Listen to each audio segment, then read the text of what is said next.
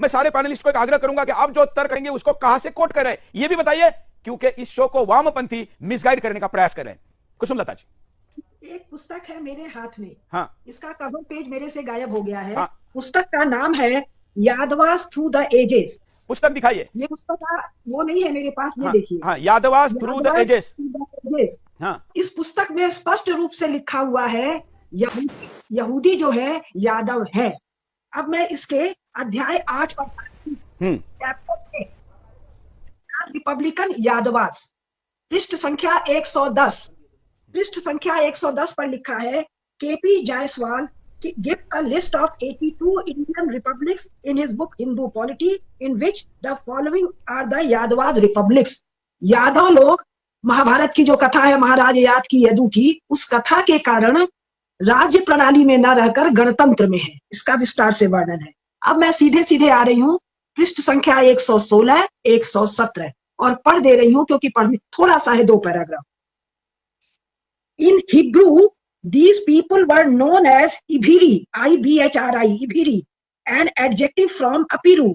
And in Egyptian, they figure as Ipiru. In Mesopotamia and Syria, they appear as landless soldiers, raiders, captives, and slaves of miscellaneous ethnic origins. In Palestine, they are often mentioned in Canaanite letters of the early 14th century as raiders and rebel against Egyptian authority. Sometimes in alliance with Canaanite prince, most of the scholars accepted the equation of the Khapiru, Heberi, etc. with the Hebrews. इसके बाद वो मैं छोड़ रही हूँ और 4-6 line और पढ़ रही हूँ पेज 117 से। ध्यान दीजिए, 1992 में छपा है यादवा थ्रू द एजेस। फिर ये कह रहे हैं दूसरे पैराग्राफ में, their existence finds proof in the dialect and writing of all these countries. There is one river, one Ahiri river in Israel. Israel में अहिरी रिवर है। ये 1992 की छपी पुस्तक में। Not only that, the characteristics of Israeli are quite similar to Abhiras of India today. यहाँ अभीर यादव बहुत detail शुरू में दिया हुआ है, मैंने सब छोड़ दिया।